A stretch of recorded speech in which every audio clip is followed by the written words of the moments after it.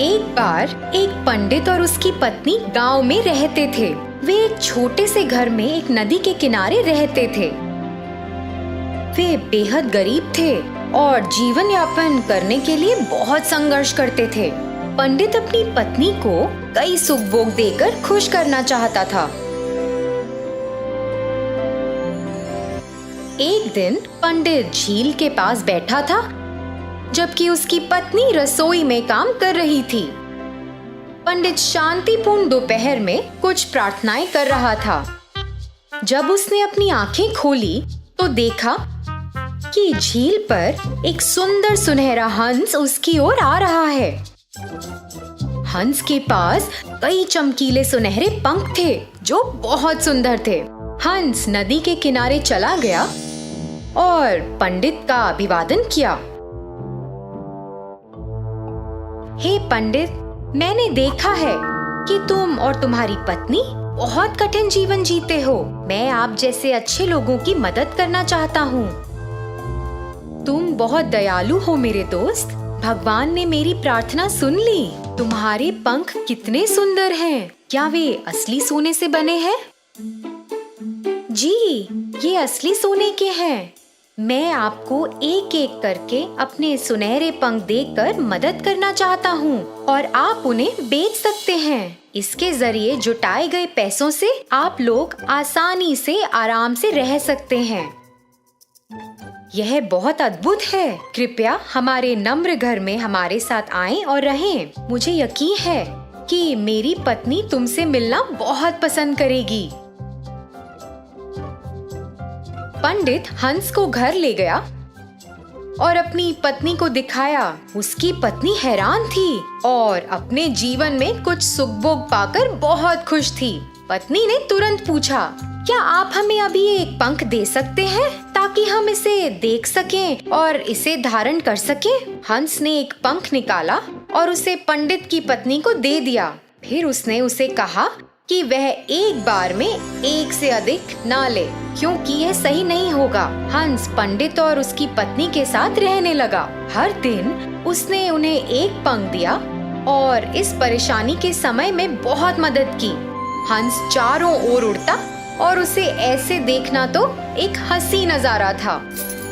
पंडित और उसकी पत्नी बहुत खुश थे और उन्होंने पैसे के लिए पंख बेचना शुरू कर दिया था। एक सुनहरे पंख ने उन्हें पर्याप्त पैसा दिया। पंडित अक्सर अपनी पत्नी को याद दिलाता था कि वे इस उपहार को पाकर बहुत भाग्यशाली हैं और उन्हें इसका दुरुपयोग कभी नहीं करना चाहिए। कई दिन बीत गए और एक दिन पंडित पंख बेचने के लिए बाजार गया। पत्नी घर में खाना बना रही थी, जबकि स्वर्ण हंस कोने में सोया हुआ था। अचानक पंडित की पत्नी को एक विचार आया, यह हंस हमारे साथ कब तक ऐसे रहेगा? हमें तो बस इसके पंखों की जरूरत है, लेकिन इस प्रक्रिया में हमें इसे खिलाना है, स्नान कराना है और इसकी देखभाल भी करनी है। हम इस हंस पर भरोसा नहीं कर सकते। ये तो यहाँ से दूर जा भी सकता है और फिर कभी वापस नहीं आया तो हम फिर से गरीब हो जाएंगे। यदि मैं सभी पंख ले लूं तो क्या बुरा होगा? उसके सोते हुए मैं जल्दी से इसके सारे पंख निकाल लूंगी। हमें अपने जीवन में एक भी दिन काम नहीं करना पड़ेगा।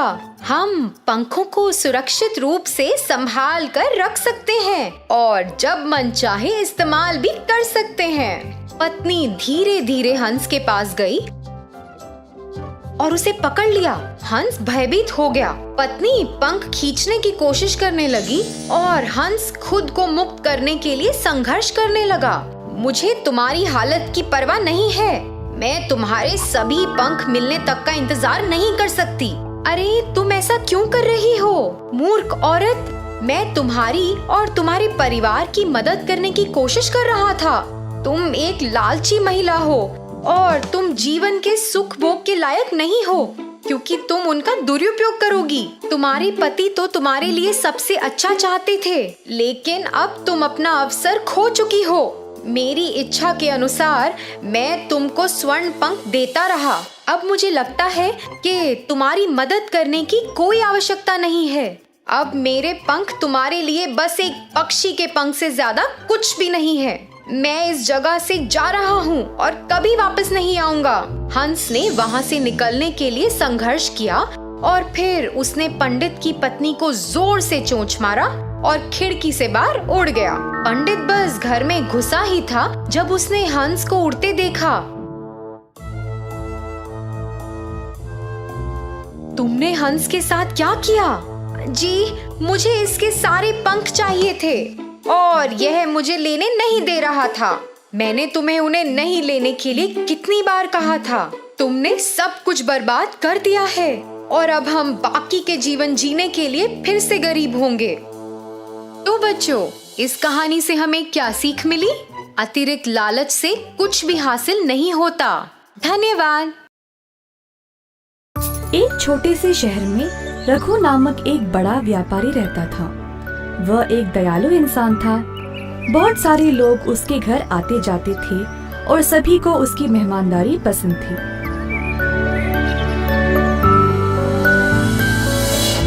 लेकिन एक दिन उसने अपना धन एक व्यापार में लगाया जिसका नुकसान हो गया, जिसकी वजह से रघु ने अपना सारा धन दौलत खो दिया। उस दिन से कोई उसके पास नहीं जाता था। रघु को बहुत अकेला लगने लगा।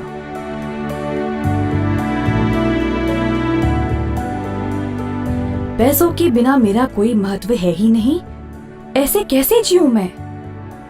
ऐसा सोचते सोचते रघु गहरी नींद में सो गया। उसने तब एक बहुत अच्छा सपना देखा। सपने में एक साधु ने उससे बोला, ओ रघु, तुम बहुत ही अच्छे इंसान हो। मैं तुम्हारी सहायता करूंगा। कल मैं तुम्हारे घर आऊंगा। फिर मेरे सिर को तुम एक लकड़ी से छूना और मैं सोने में बदल जाऊंगा। उस सोने का उपयोग करके अपनी परेशानियों से निकल जाओ।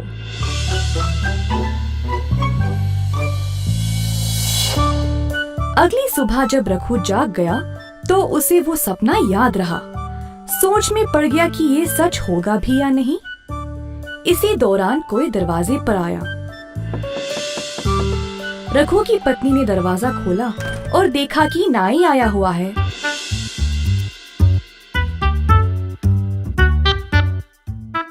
नाई अपने काम पे लग गया और रघु निराश होकर बैठा रहा।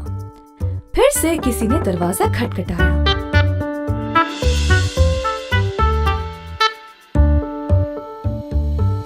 इस बार सच में एक साधु बाहर खड़ा था। रघु साधु को देखकर आश्चर्य रह गया।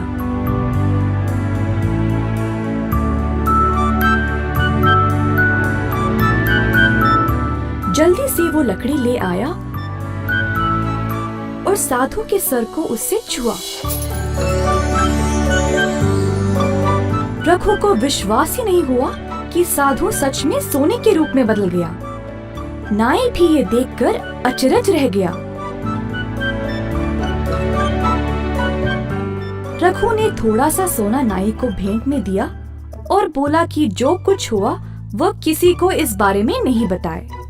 नाई इस बात से सहमत होकर वहाँ से खुशी खुशी सोना लेकर चला गया। कुछ देर बाद वह सोचने लगा, अच्छा, तो इन साधुओं के सिर पर लकड़ी से मारने से ये सोने में बदल जाते हैं। अगले दिन ये लालची नाई एक मंदिर गया और सभी भिक्षुओं को अपने घर भोजन पे बुलाया।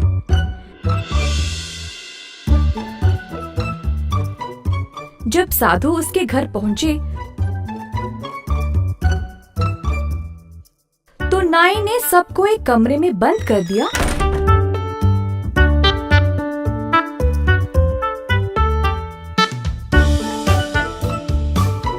और लकड़ी से सबके सिर पर मारने लगा। बेचारे भिक्षुओं को बहुत जोर की चोट लगी। जैसे तैसे करके सभी वहाँ से भाग गए और महाराज के पास चले गए नाई की शिकायत करने के लिए।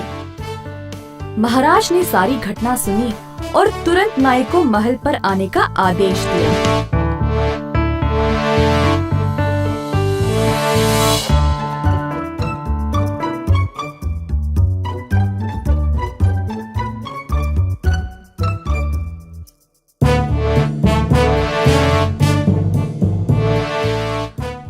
इन भिक्षुओं को क्यों मारा?